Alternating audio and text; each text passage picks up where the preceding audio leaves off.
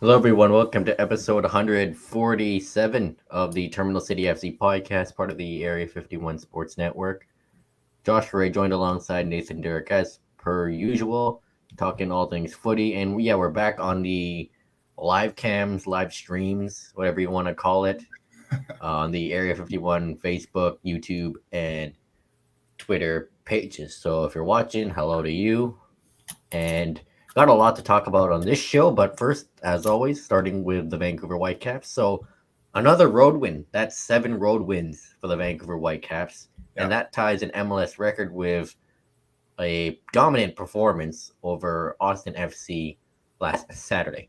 it really was a dominant performance. I know the scoreline only says 1-0, but I mean, aside from you know Last like a few 10 minutes at the minutes. beginning of the second half, it was all Whitecaps.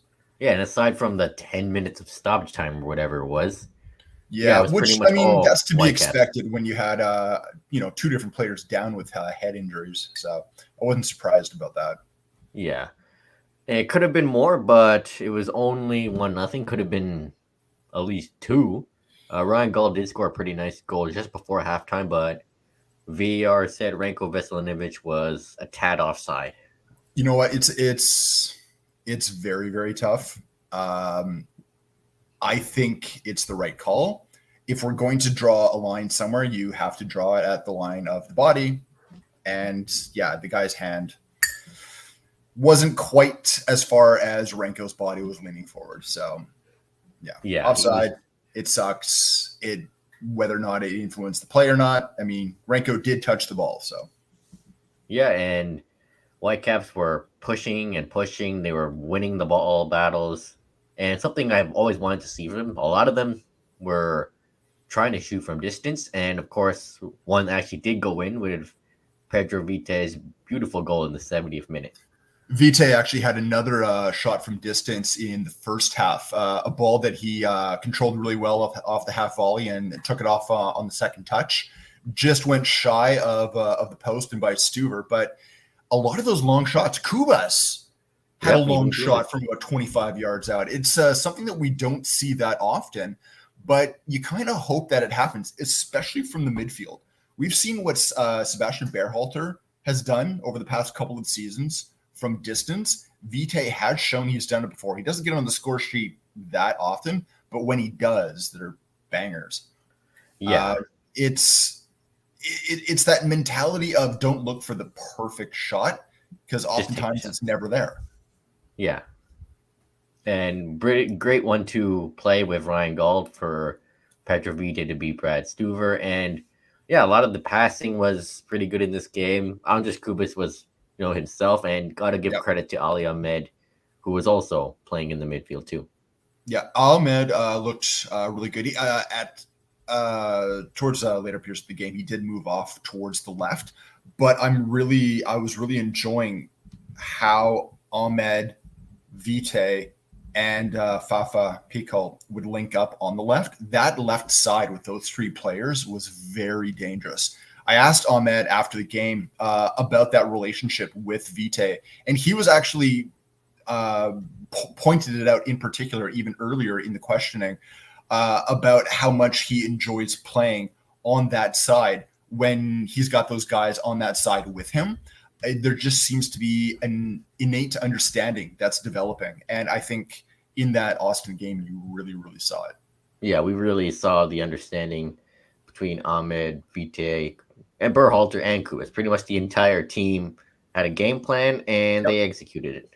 Yeah. And Again, yeah, Bearhalter is one of those guys that he fits in whenever and wherever he needs to fit in. I mean, if you took a look at his position map on a video game, it would basically have every position highlighted at least to some degree. yeah, like have that heat map be everywhere, including the Yeah, bench. right. Because he's like, all right, coach, just put me in. I'll figure out how to do it. Right. Yeah, and give credit to the Whitecaps, not just their midfield, but their back line too. Austin did not have a single shot on Yohei Takaoka. No. 6 shots in total, 18 for the Whitecaps. 4 of them were on net. This was a weird game for Austin. Yeah. Right from the opening whistle, it felt like they were playing for a 0-0 draw. They sat back. It was a very low block. It was hesitant. It was a strange game, especially for a team that was just off, I believe, a 2-0 win against Nashville.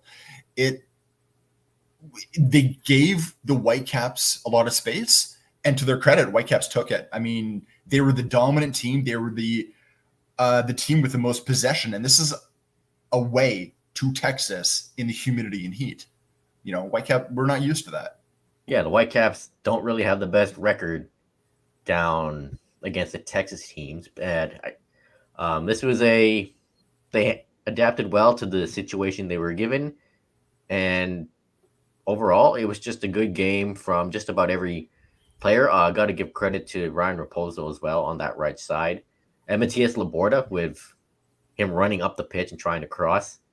I did well. It was kind of funny. As I was watching the game and working it, just because it was at home. So I turned to my wife at one point and I said I felt bad for Ryan Raposo at times because there was so much movement of the ball on the left. It was like Raposo was like on like a man on his island all alone, just waiting for the ball. When he got it, he was dangerous, but he definitely did have to wait for his moments because the Whitecaps were attacking down the left pretty much the entire time. Yeah, it was Vitae, of course, and Ryan Gauld being higher up the pitch with Brian White out. Those two of them pretty much carried the run of play down the left side. Yeah. We should mention Utvik did get taken off. It was a concussion protocol substitution. No word on how he's doing right now, but he did train yesterday. So yeah, okay. Hope is that it didn't seem as bad as what happened the previous week to Brian White. It felt, it definitely felt more preventative rather than reactive. Yeah, it's just out of precaution. Yeah, right.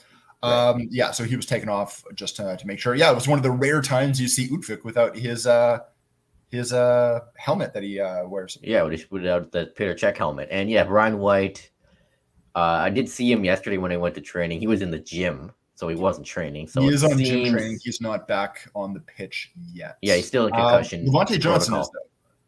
Yeah, Levante Johnson was on the pitch. I will say that. He's back full training. So that is good, especially because we're going to have so many players that are going to be missing this weekend. Yeah, more on that later. But just one of the more impressive wins by the Whitecaps this season. A lot to like.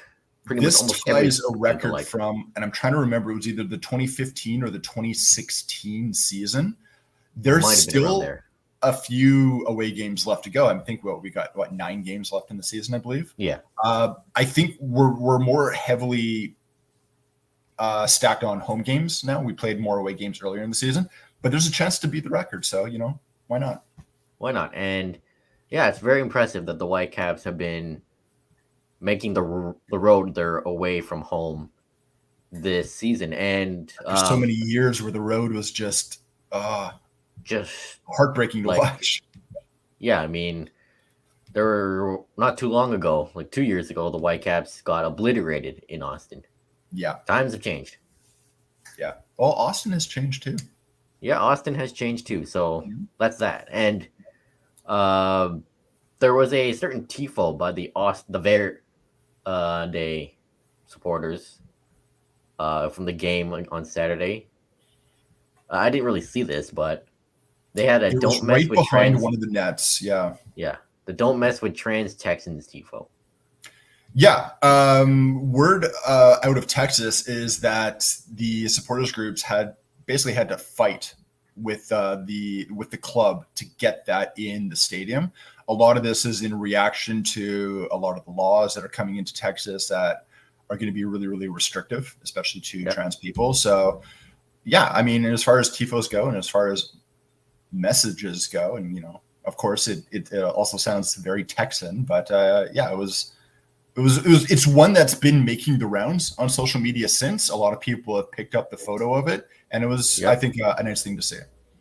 Yeah, and at least they managed to get it in to spread a positive message into the stadium there in Austin. So before we preview this week's game against FC Dallas, the Whitecaps have made a signing. A new designated player is in town.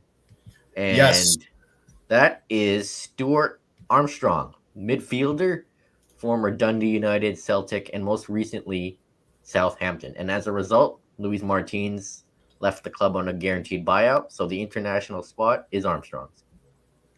Yeah. I mean, that you wanted to make a splash. That's a splash. I don't think no one really had this on their, or at least outside of the club, no one really had this on our radar heading towards the roster freeze date. Which There is the were treat. hints of it when the Whitecaps decided to take the DP stream rather than the U22 stream. Yep. We knew something must be in the works. Whether or We not knew that they were brewing something, and they brewed something pretty good. It's an interesting choice. I mean, you take a look at it, and we basically have 3 designated players that all play somewhere in the midfield. Yep. Now, Stuart Armstrong, naturally a number 8. Best thing to know about this guy, he is a creator, an excellent passer. If you look at the underlying numbers, his passing stats are like in the high 90 percentiles, like at least 95. I think one of the best thing he talked about himself. I mean, he still fights there. He's still the pass and still loves to take the odd shot. I think tenacious might be a polite way of saying it. A lot of people, especially out of Southampton, where he most recently spent his career, there's a lot of fans that are sad to see him go. Yeah, Apparently, a lot of he was Southampton a very popular guy, not only with his teammates but with fans. He really endeared himself to wherever it is he played. The joke is that he comes off as the angry Scotsman, and the joke is we already have the calm Scotsman, so in Ryan Gauld. So no, having the angry one kind of completes the package. You know what? It kind of does feel like it completes the package a little bit too, because both of these players played together, like you said, back at Dundee United when Gauld was basically just coming up through the youth academy. He only spent 1 year with the senior team before moving on to Sporting Lisbon. But yeah, those two reunited, and I think you're going to see those two really reunited on the pitch because they're going to complement one another. You talked about needing a guy to be the link, that midfield link. The guy. That's the guy, This right? is the guy.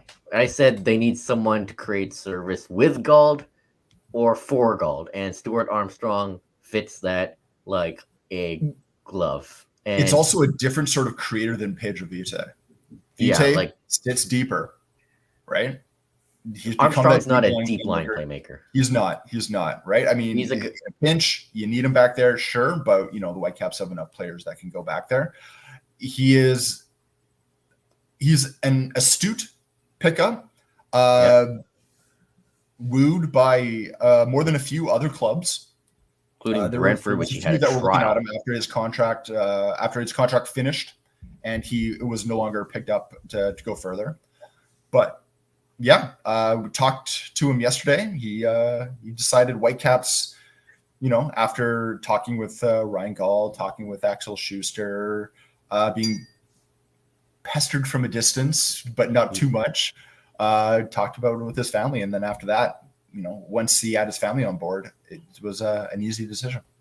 Yeah, and it is just so funny how Axel Schuster just crashed Stuart Armstrong's family vacation in France. I know. Him to come to Vancouver, and they went to eat at an Italian restaurant. Do you know what it reminded me of? It reminded me when they signed Stephanie Labbe to be the sporting director for the women's side, and Van Rijs, for now Van Rijs. But when we were talking with her, when she was being introduced, and she talked about how it was, I think it was right after January, they just finished there was a tournament that just had happened at that point, and Axel was calling her and saying, "Hey, we have this. We're looking for you if you decide." And she's like, "Okay, cool, but I'm still playing." Yeah, right? At least I still have a playing career. Just call me in a few months. At least Armstrong didn't mind Axel crashing his vacation. And yeah, hey, you take anyone out for food, how can you be angry, right? Yeah, and you mentioned the angry Scott. Stuart Armstrong doesn't give me those vibes. He doesn't at all, right? He actually is. It seems like a bit of a joker, which was nice, right? Seems like a guy that kind of, makes himself fit wherever he goes. Yeah, and But you know what? A player like that, put him on the pitch, you could be a different person. So yeah, like this guy has the potential to be a fan favorite here in Vancouver with the Whitecaps fans, and like he and Gald or he and Kubas could be one of the most lethal duos in MLS. Like it's well, I'm thinking Kubas, of that midfield triangle of Kubas, Armstrong, and Vite, yeah, and that that excites could be me, something. right? Or Kubas, or even if you play Berhalter up the pitch Yeah, with Armstrong, that also works. yeah. Yeah, especially since how Berhalter has done when he's been playing higher up the pitch this year.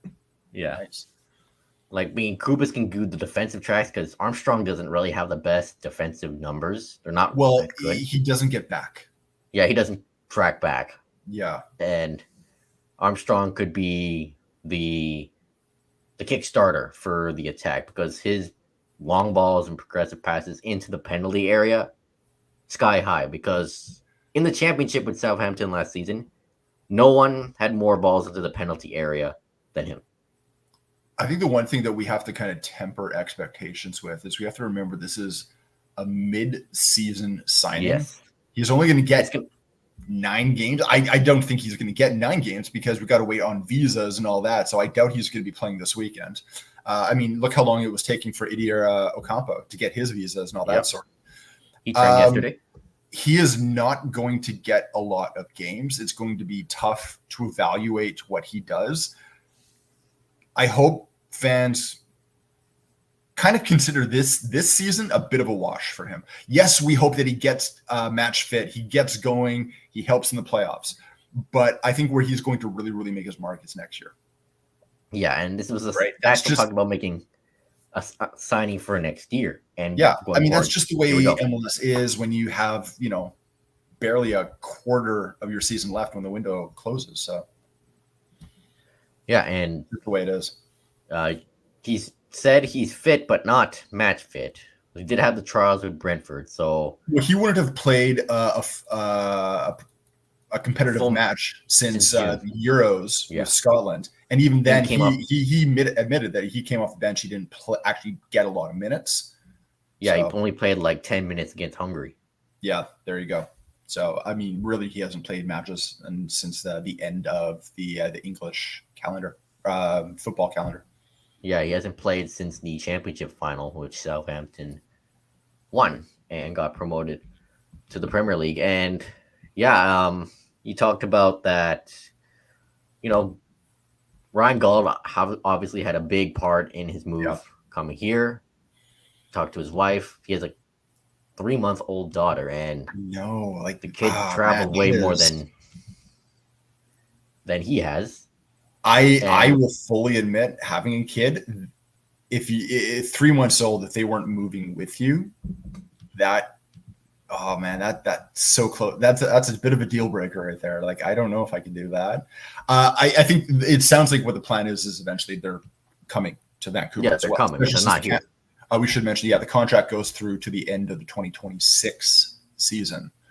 So there are plans to make Vancouver the family home for at least for the duration of the contract. So, which is good because that would be tough, and I can only imagine that would affect performance on the pitch.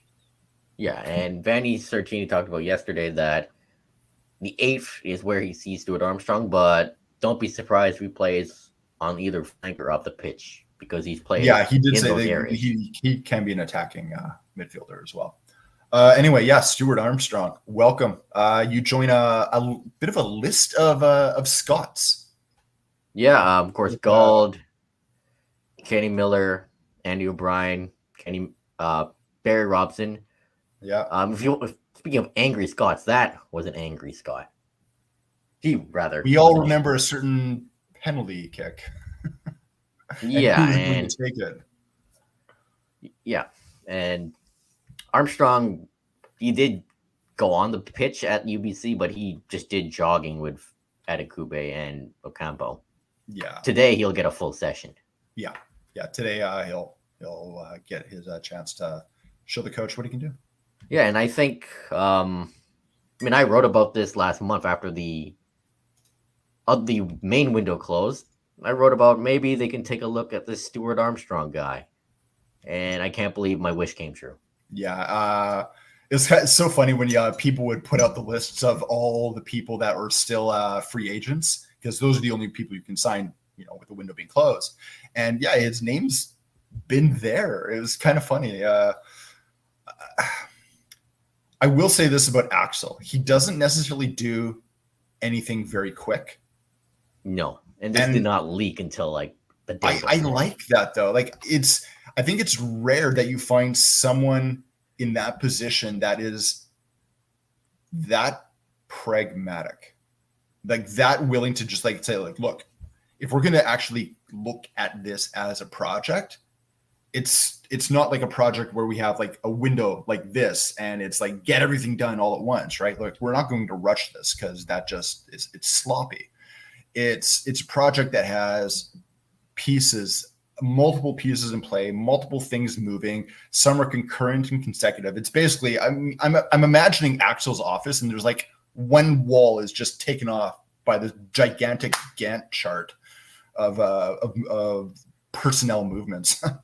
Yeah, and this deal took some time. They were very, the Whitecaps are very tight-lipped, Axel in particular, and nothing is Which is weird because when you leaked. get Axel talking, man, he can talk.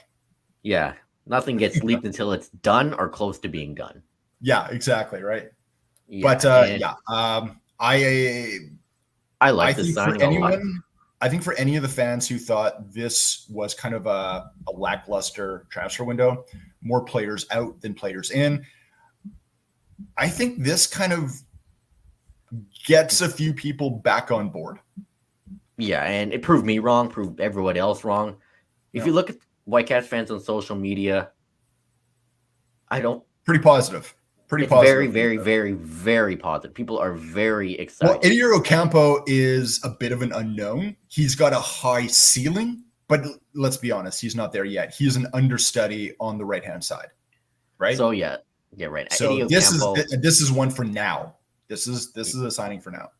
yeah, because this is a proven player who has played at the top level, both for club and country, and I can't wait to see Stuart Armstrong on the pitch whenever that will be, and I can't wait to see his creativity and tenacity on display. And also shout out to Sarita Patel and the Whitecaps comms team yesterday for giving us shortbread and iron brew before Stuart Armstrong's press conference. Nathan, you missed it.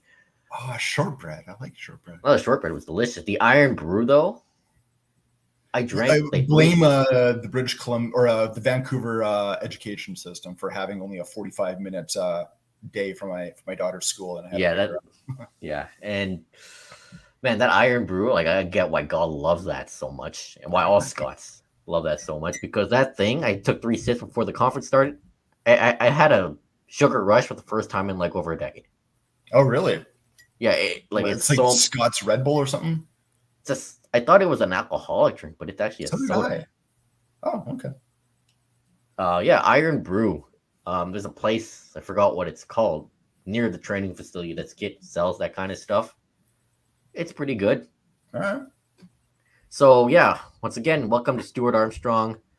I think he fits really well, and it goes to show that the Whitecaps really are like not the club they were 5 years ago, and they are showing ambition. He's not the biggest name, but he still is a pretty big deal to me. He is, absolutely. All right, let's move on. We talked about a game coming up this weekend, FC Dallas. So we went away to Dallas. We come back home. Another part of Dallas follows us back. Yeah, and they beat FC Dallas 3-1 in March in Dallas, but this time Dallas comes to town, and as we mentioned, 5 players from the Whitecaps will be away for international duty. Gald, Kubis, Vite, Pico, and Ahmed. Well, Sam Adekugbe had a minor groin strain, so he's still around. Yep. There's going to be a lot of players missing. Even like you take a look at who they might even normally be calling up from the second team. The one player who we just called up the previous game, Kachwele, he's been called up as well for his national side in Tanzania. So you really hope Levante Johnson is ready to go, because in terms of he did look fine yesterday training. So I'll make of that what you will. Yeah.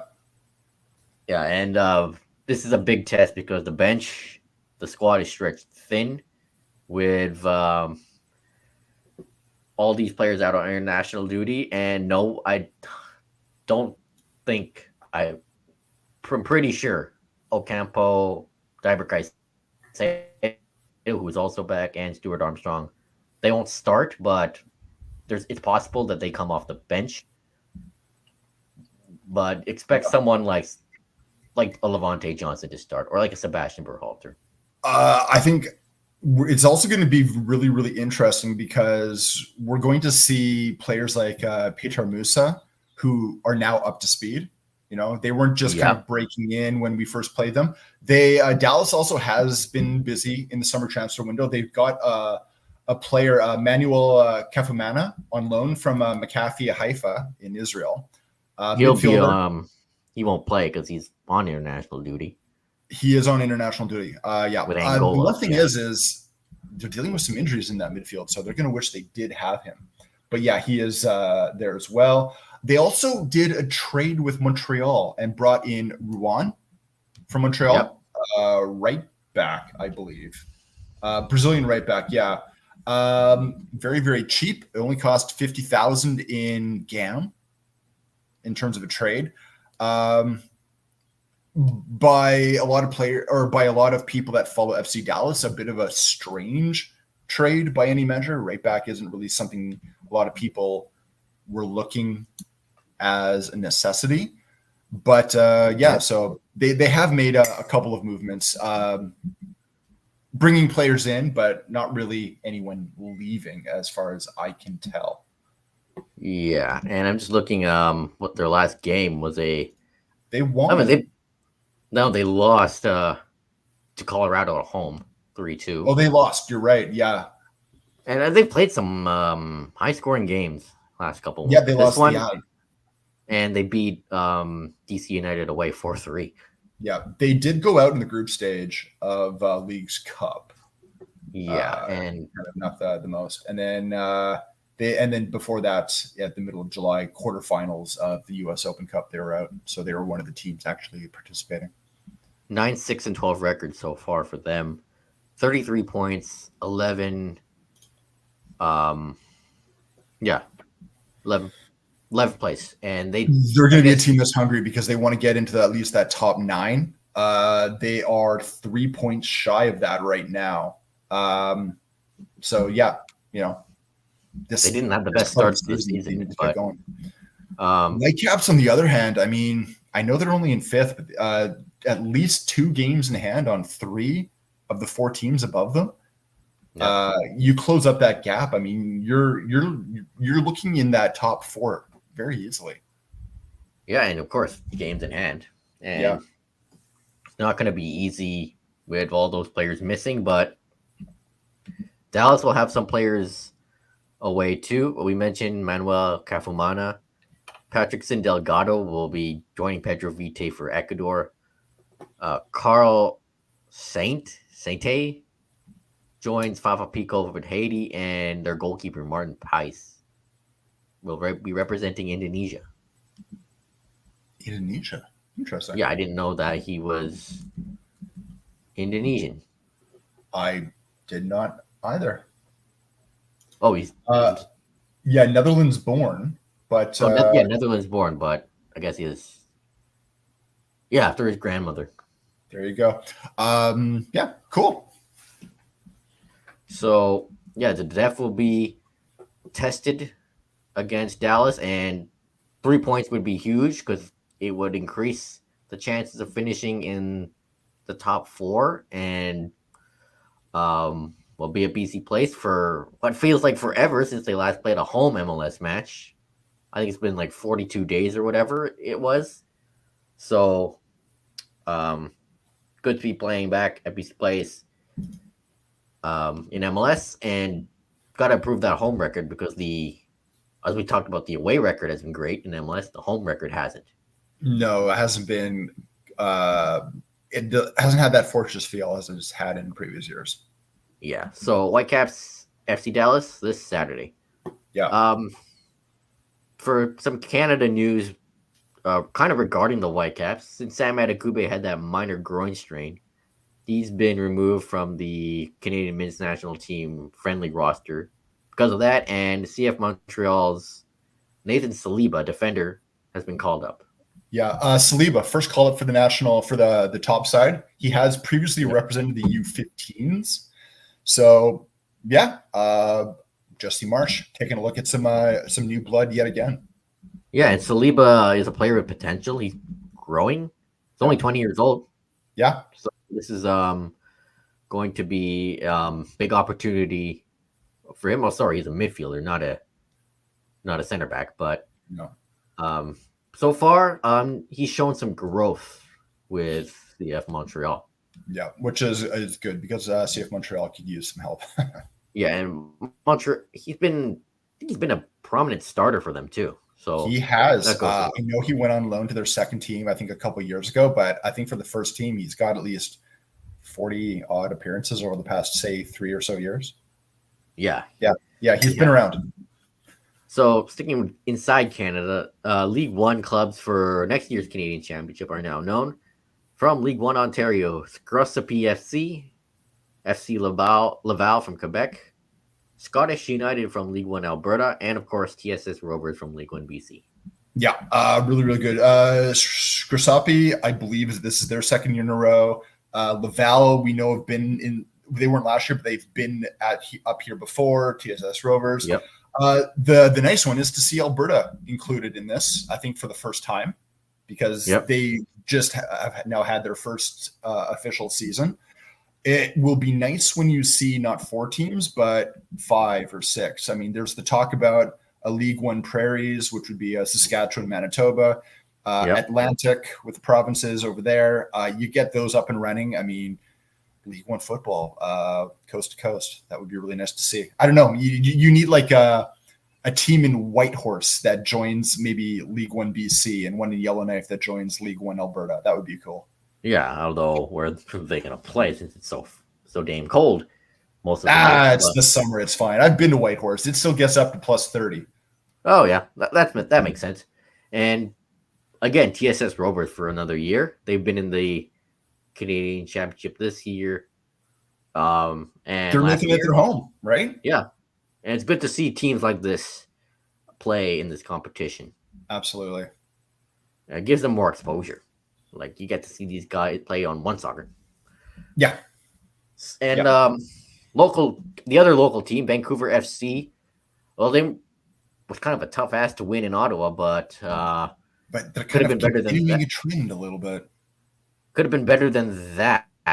It was only a 1-0 loss, but oh my god, it could have been so much more. Like Atletico, Ottawa kept pushing and pushing and pushing, but they only got that 1 goal in the second minute. Big props to Callum Irving for stopping Ollie Bassett's penalty in the second half, though it really wasn't the best penalty. But the guy who scored the goal, Iliadis, hits the post twice from the corner and hits the crossbar from another. Like, he could have had a hat trick of Olympiacos. Olympiacos happen all the time in the CPL. I don't know why that league, but it always does. But, you know, this guy, I'm sure you have to get denied a certain number of times too. So, yeah, he's scored an Olympico at least once, I'm sure of it. But, my God, like, he could have had 4 goals. 3 of them could have been from the corner flag. Those are the days where you feel like nothing's going to go your way, right? Yeah, although it did in the end with Atletico Ottawa topping Vancouver FC, and they're only 2 points back of Forge in the standings. Well, Vancouver still is in 5th, and really slide 1-2, lost 3. Yeah, it's been a very different second half of the season for them. Yeah, after starting not that badly, and things have just kind of dipped since like June or May. I mean, you can say that about both BC teams. Oh yeah, Pacific just continues to falter, and yeah, that also wasn't an inspiring effort against for well, I don't know, efforts. They had the effort, just the result Yeah, is more accurate. yeah. So that's CPL with the BC team. So over to Europe, the England transfer window is now complete. But first, we guys talk about some games. I'm not going to talk about the Chelsea Servette playoff second leg because I didn't really watch it. They lost 2-1, but are through to the group stage of the Europa Conference League. So their opponents are FC Heidenheim, Astana, Shamrock Rovers, Panathinaikos, and Noah.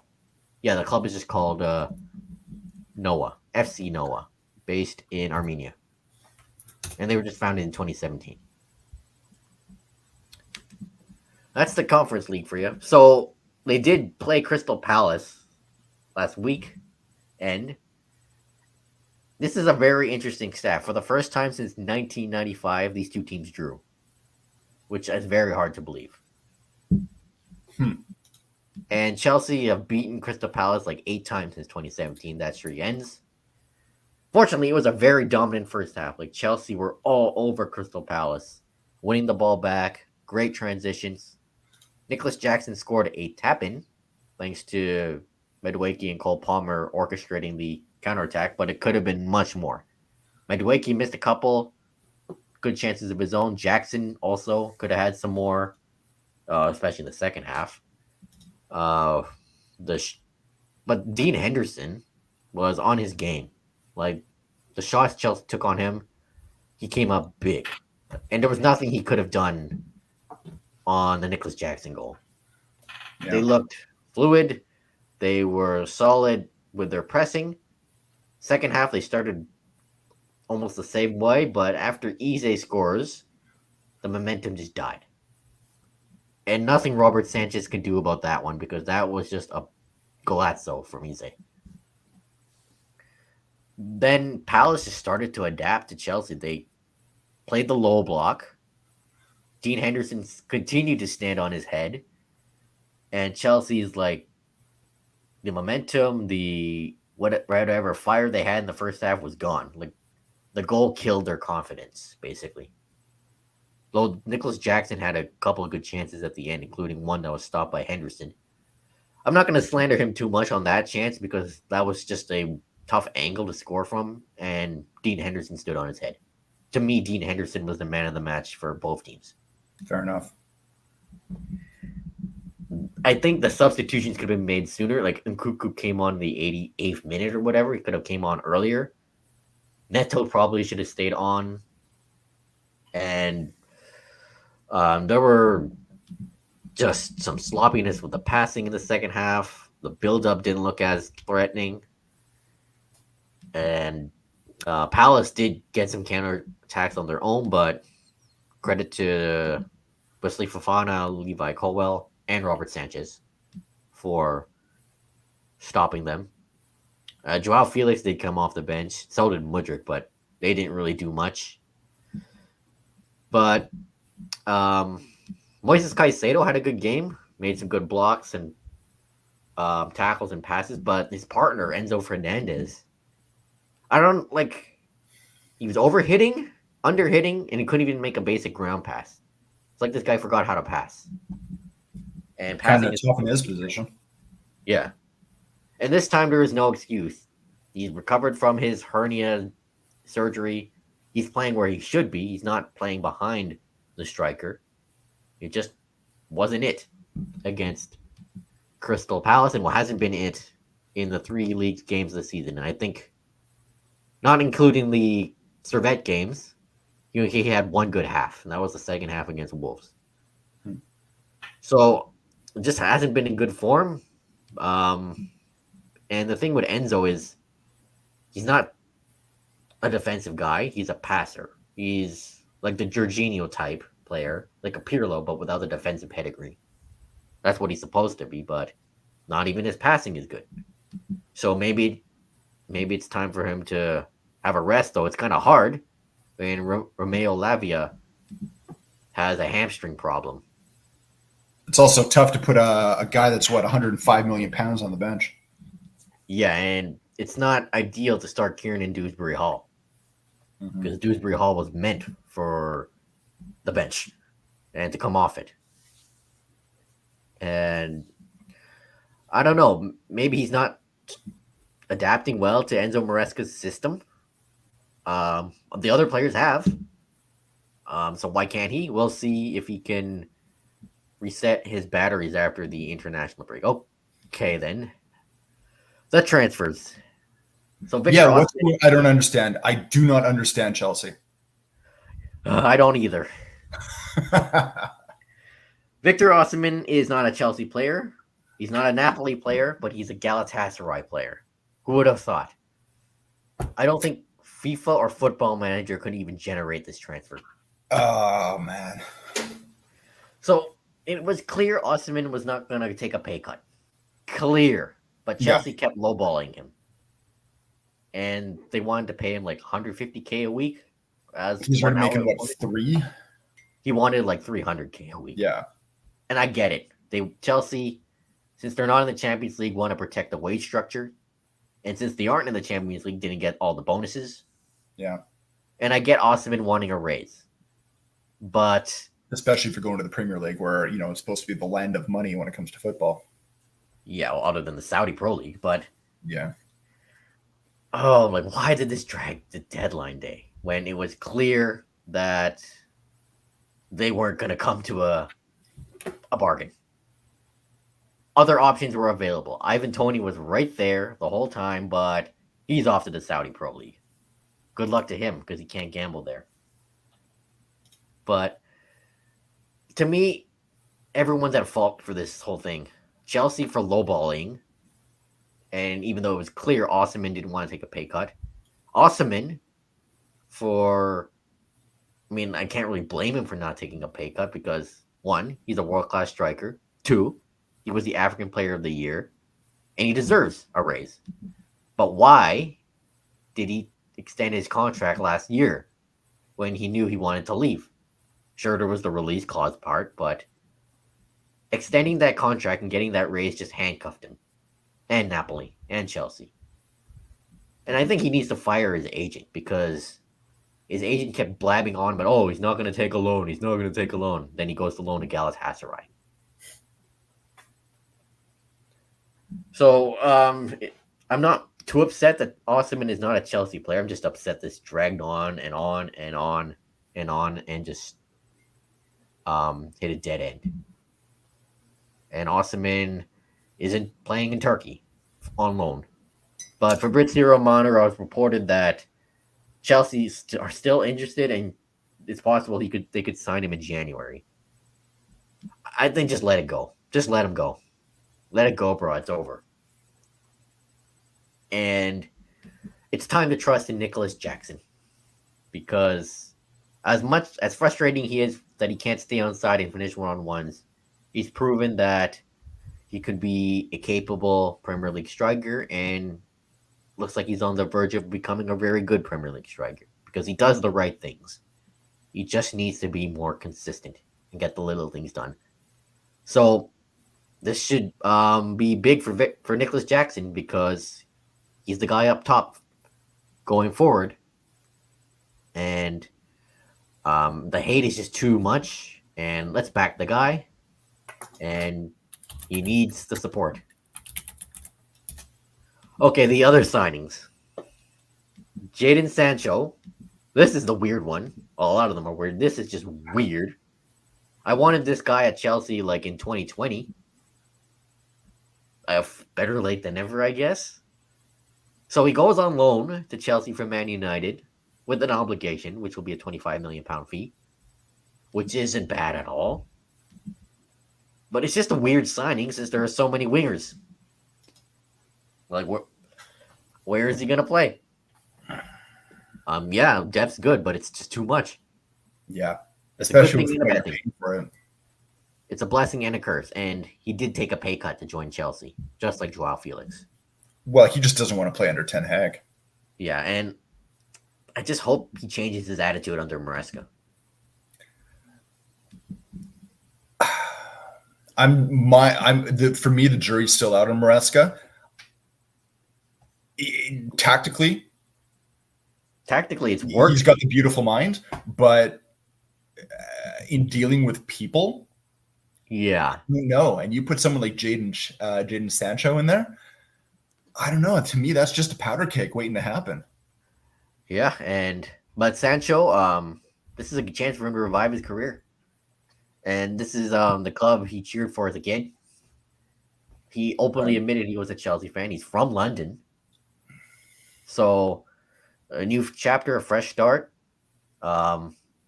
He's familiar with Cole Palmer, going back to their City days in the academy. So, play left wing, right wing, cuts inside too. At Dortmund, he was just a creator, can score goals. So, this is a chance for him to revive his career. A chance that probably won't ever come again if he fails. Yeah. And then the outgoings. This is also weird. Just weird. Raheem Sterling is going to Arsenal on loan. Talked about how he needed to leave. Sure, he could probably work out at Arsenal since they need no winger. Since Nketiah is gone. But this is just weird to see. Raheem Sterling joining Arsenal. And another Chelsea player goes to Arsenal. He follows Willian, Jorginho, Havertz, and David Luiz. Other than Jorginho, the others have been less than stellar, though Havertz has had his moments. So we'll see how he does under Arteta. Ben Chilwell is still at Chelsea, frozen out of the club. But apparently Jose Mourinho wants him at Fenerbahce. And Chelsea are open to selling him there. Is the Turkish window still open? It is. That's why Osimhen went on loan there. Right. I think it closes next week. Gotcha. So, you can take Jose Mourinho. He's not a Chelsea manager anymore, but he's still helping. Helps out. He helped with Lukaku last year. Could potentially help with Chilwell. Thanks, Jose. Let's see where this goes. So, last week I said Armando Broja was going to Ipswich with a £30 million option if they stayed up. That deal collapsed. So now he's off to Everton. And no obligation or whatever. Trevor Chalobah, after being frozen out of the club and handling it professionally, joins Crystal Palace on loan instead of permanently. Yeah. No option there. So the guy needs to play. Good attitude on the player, though. Yeah, it's all the reports of saying he hasn't complained or whatever. Yeah. He just took it like a man. And he needs to play because he is a good player. And Gay is still there at Crystal Palace. So he how many transfer attempts did they have to basically shut down from Newcastle? A lot, because Newcastle kept lowballing. 3 or 4, yeah. So Chelsea Academy boys reunited in South London. And then this one, I totally forgot this guy was a Chelsea player because he's never played a game for them. Because he went on loan to Strasbourg all of last season. This guy, Angelo Gabriel, Brazilian kid. How old is he? Like 18, 19 years old. Played for Strasbourg last year. Yeah, 19 years old. Signed for £13 million last year. Originally bought from Strasbourg, but stayed there on loan. And now he joins Al Hilal in the Saudi Pro League for £19 million plus the sell-on fee. I mean, sure, they get the profit. There is potential in this guy, but going to the Saudi Pro League at 19, game's gone. Game is gone. Well, hey, we can talk about the Saudi Pro League and Steven Bergwijn, former Tottenham player, leaves Ajax at age of 26 to go. Did you hear what manager of the Belgian national team, Koolmans, what he said? The Dutch, yeah. He's like, You're done. You're not playing for the Dutch team. He's like, I will not call you again. You're done. Yeah, well, game's gone. Yep. Ronaldo's moved to there. Oh man, it really just ruined things. And then here's another weird thing because it's just been all weird with Chelsea. The Brazilian striker, David Washington, is going to go to Strasbourg permanently, but that deal collapsed because of reasons. So Todd Bowley can't even sell a player to himself. Well, that deal was weird to begin with. Like he was trying to make a profit off a guy who hadn't even played a half. Yeah. And I think this is the whole. Like, he tried to do the same thing with Angelo Gabriel, which that one went through. This one didn't. Then they tried to sell him to Hull. Once the stuff is done with Man City, I hate to tell you, Premier League's coming for you. They're actively working on closing the loophole that allowed that hotel selling. Well, that's been cleared just this morning. I know, but they're working to close. I know the deal's done, but they're looking at closing the loophole that allowed it in the first place. No, apparently we're cleared. The hotel thing, that's allowed. Yeah. Oh, I know it's allowed right now because of the way the rules are. They're looking at rewriting the rules. Yeah, and so that'll still you're fine on that, but they're closing the things that Bully has done. It's like them looking at the whole 8-year contract deals last year, right? I thought that was just remove a lot of these things out of the way. I don't know. I feel like they're going to do something. Although who knows? Clubs might get away with a few things based off what happened with Leicester, which we'll get to later on. This ESPN says the sale is being assessed for fair market value, but that process has now closed, and Chelsea are in the clear for now. They're in the clear for now, but I don't know. I think the marshals are circling. Yeah, and thanks to Roman Abramovich shady dealings, the transfer ban could be coming. And the whole move for David Washington also failed, so he's playing with PL2 or the under 23s or whatever, and that's where he's been. Yeah, well, so Chelsea's transfer window has been chaotic. Some good signings, some weird ones, but they didn't get a striker. That's first team quality. Didn't get a first team quality center back or a first team quality goalkeeper. So you failed the objectives. So out of all the signings that I think was the best, that was Pedro Neto. Which is one that came out of left field because everything said Neto was either staying at Wolves or going to Tottenham, right? Yeah, but this one, Neto, has looked decent so far, and I think he's been the best signing. And thank God that transfer window is over because if he can stay healthy. Anymore. Yeah, if he can stay healthy. If he can stay healthy. This is a guy with injury issues. Yeah, and I couldn't even keep up with the amount of players Chelsea signed, and despite the outgoings, the squad is still bloated. You guys just signed an entire B team. Yeah, and could make an entire league with all the players they signed. So for Tottenham, not much on deadline day, but Newcastle. Yeah, a few players on the outs, but Newcastle 2-1 loss. But it's weird. Like you remember this well, time? Do you remember this time last year where Postecoglou was now winning the manager of the month, his first one of 3 in a row? Spurs are on a tear. Everyone's happy, but I feel more confident this year than I did last year because last year it just seemed like it felt like a mirage. That new manager smell, right? Like it's like, buying a new car and you feel good until it starts to break down after 100 kilometers. Yeah. How Spurs are playing is lending themselves up for the future. This was an absolutely dominant display by Spurs. Shots 20-9. They had 66% possession. The ball movement and how they were working to break down the low block. I mean, for someone who might not understand, this is a game like this that shows the importance of a guy like Kulusevski and what he can do. Odegaard, I think, is really, really finding his feet with Spurs. He had a couple of really good charges coming in from the left. I know they lost, but I also take a look at this game last year. It was a 4-0 blowout for Newcastle. This game, Newcastle, a credit to them. A couple of defensive errors, but overall, I think Tottenham really did this.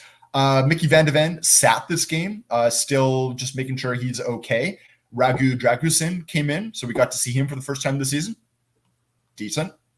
I think Spurs are still going to be missing.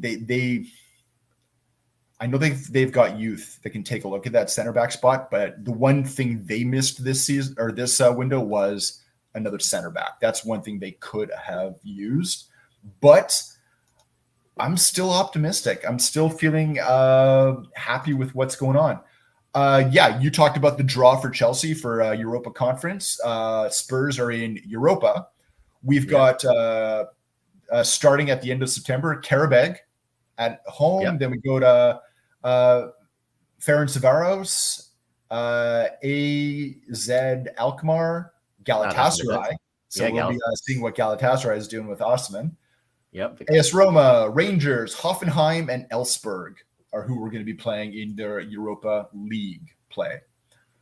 Couple of movements. One of the most bizarre deals I think I've ever seen in my life. Spurs have somehow paid money for a player that's not theirs and get a sell-on fee for a player that's not theirs. What? Yeah. Giovanni Lo Celso goes to Real Betis. 4 million euros plus bonuses. You know what? He is a great player when he's on loan. Didn't really do much for Spurs. I hate to say it. Whenever he played, I think he only had 4 goals in all his time with Spurs. But he goes on loan. He does great. Betis, one of the teams that he had been on loan for before, did really, really well with him. Part of the deal allows Spurs a 1-year clause to pay. Now, there's differing reports. Some say that it's a clause that allows them to pay 21 million pounds. Other reports put it between 25 and 30 million pounds, but it's for American midfielder Johnny Cardoso. Yeah, Tom Bolger reported on this. Really, really good player. Honestly, Spurs could use him right now, but Spurs are really, really happy with the very, very young guys they brought in the midfield, Bergvall, Archie Gray. So, we're going to give them a shot. Now, this clause cannot be exercised in the January 2025 window. It can only be exercised sometime next year during a 2-week window, which means it has to be sometime during the summer that they can buy this player before anyone else for this price. Now, if Spurs decide not to buy him, they still get a sell-on clause for any future deal to any other team. That is crazy. I have never heard of this before. I have never heard of paying for a player that you don't get, not even a loan back, and you still get a sell-on clause. It's like how you see in some South American nations where you have like part ownership of players, where even sometimes agents are part owner. Like, it's a bizarre system. I never once thought I would see it in Europe. Yeah, this is just wild. Yeah. Well, you know what? People are taking a look at whatever they can use, and they're basically inventing financial instruments to make loopholes. Yeah. Other than that, just recently, because I think the window in Belgium was a little bit later, Alfie Devine, youth prospect, a lot of high hopes for him, had trained with the first team during the preseason. He is off to Westerlo to join them on a season-long loan. Spurs center back Luka Vuskovic is already there, so he'll be able to join another Spurs player. 2 players on loan with that team, which is really, really good. Vuskovic is there. I think he was on a loan back because he's not even 18 yet. So there's that. And there is still hope that Sergio Reguilon will be gone somewhere, whether it's a loan or a permanent deal. I don't know. Most recently, he had spent half a season last year with Man United, ended up coming back in January. I think he went somewhere else after that. But yeah, he is a left back that when he first came, I was really happy to see him, but it just flashes, but never really transpired into anything else. So we've got an international break right now. Nothing going on this weekend. So yeah. After this, we'll get down to the rest of it. Yep. And international break. No Premier League games until like the 14th. Yeah, I believe. Yeah, and it's got some pretty sad news. Sorry, but Saul Bamba,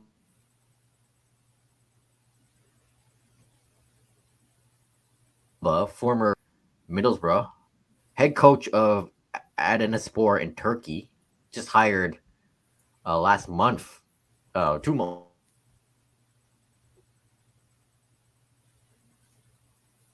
Almost 2 months ago, I resigned. So apparently he fell ill after Adanaspor's match against Meniska, was rushed to the hospital.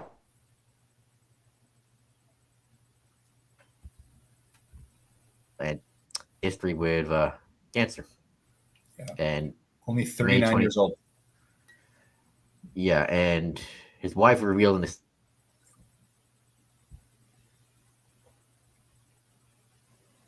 statement that cancer-free in May of 2021. Surprise. Very unfortunate news. I know a lot of teams had moments of silence or reverence for him. Yeah. I mean, I remember watching him play. So yeah, me too. And Cardiff City and Leeds United plan and match trip. And yeah, it's pretty sad to see 39 years old just starting his coaching career. Very, yeah. He was one of those managers I know that had really been outspoken about a lot of the kind of the upper echelon of teams, basically not really taking a look at managers of African heritage. I think it was a lot of his work that led to when you are interviewing for any sort of managerial position, that you do have to at least interview people of a diverse background. You don't have to choose them. I mean, you're still choosing the best candidate, but you have to at least give people consideration. And I think he was a big part of that. I think he might have been one of the leading pushes for that. Yeah, and it's pretty sad to see he leaves behind a wife and like 3 kids. Only 39. Only 39. I mean, he's 5 years younger than me, too, which is just crazy. I know. And rest in peace, Saul Bamba. Too bad, because lived his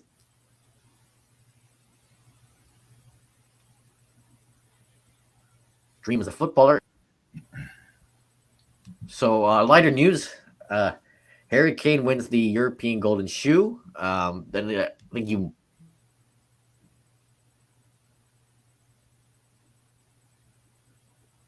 I don't know if it's the Golden Shoe, and he gets Arsenal. It's kind of funny. Yeah. Have you seen what the trophy looks like that he got from Bayern Munich? Yeah, it looks like the Arsenal. Yeah, like that's not, if I'm Harry Kane, that's not really a trophy. I mean, I'm happy to win the award, but that's not a trophy I want to display. Yeah, I mean, again, the guy wins individual awards. I know. Bayern Munich have to do something this year. We'll put it this way: Leverkusen finally lost a game. Yeah, they did against Leipzig. So everyone in Germany is still not happy because it was, Leipzig, and everyone hates Leipzig. But I don't know. They've got to win something, whether it's the domestic trophy, the Pokal, whether it's a league, whether it's Champions League, whatever. They got to win something. I'm sorry, you can't go 1 year and not win anything and call yourself Bayern Munich. Winning trophies is kind of what you're supposed to do. So, yeah, this is Bayern Munich. They're supposed to win. Also, Bayern Munich's had a lot of front office changes over the past couple of years. So you kind of have a group of players that are here for now, but I think they're in the next couple of years, there's going to be some weird transitional changes at Munich. So if you're going to do it, this is your window this year. Yeah. Moving on, Luis Suarez And Breaking up MLS with goal scoring right now, but he has announced that he has retired from international football. So we will no longer see Suarez with the Uruguayan national team. Arguably their greatest, I think he's their all-time leading scorer. He has to be. He absolutely has to be. Yeah. He was in tears announcing this, but goes to show that all good things come to an end. Yep, absolutely. Now, we'll finish it off here with a bit of an interesting one because this could have much larger implications for European football, especially English football. Leicester City has won an appeal against the English Premier League over the league's Premier League profit and sustainability, the PSR rules. Now, They were under a potential points deduction for possibly breaking these rules, where you have to you're only allowed to lose a certain amount of money over a 3-year period. But for part of that reporting, Leicester City was in the championship. Yeah, so that doesn't really... first off, they were found guilty. They appealed, and they've now, the independent panel has said, the Premier League did not have jurisdiction for that time that they were in the championship. Now, the panel also said that the way the rules are written are poorly written. The Premier League is kind of up in arms, and they're kind of reviewing what are their next steps, because they're saying if you let them get away with this, anyone else that we look at could potentially start looking at the rules, because you're saying basically it's the whole idea of the letter of the law rather than the spirit of the law. The problem is it's the law. Law has never cared about the spirit of the law. It's always been about the letter of the law. So if you didn't get people writing this properly, that's on you. I might not agree with teams like Leicester or Man City or all that stuff getting away with doing this stuff. But if you're going to write laws to legislate it, get it right. You didn't. So one team might get away with it, but now you have an opportunity to fix it. Fix it. Maybe don't complain. Things need to be fixed. Yeah. So Leicester City getting away. One thing before we wrap up, because I thought it was really, really interesting. We were talking about transfer windows and all this. The women's leagues around the world, women's football, the number of transfers that have happened and the money spent more than doubled this summer transfer window than the previous window. I only have the numbers in pounds here, but 5.18 million pounds were spent in transfers this summer window. It's 125% more than the previous year. So you want to talk about the growth of the women's game? It's not just bums and seats watching matches. It's the money that's being spent in this. And if you're talking about the longevity of leagues and, real big growth, follow the money. Yeah. Goes to show the women's game is growing, and it's good to see. It's only going to get bigger. It's only going to get bigger. And shout out to the Canada U20 women's. Yeah. 9-0 win. Game. 9.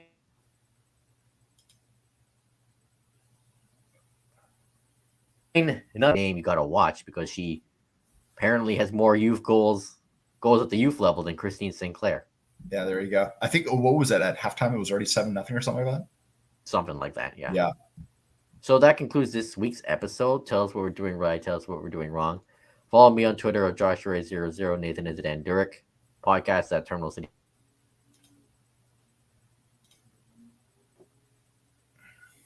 CFC Gov.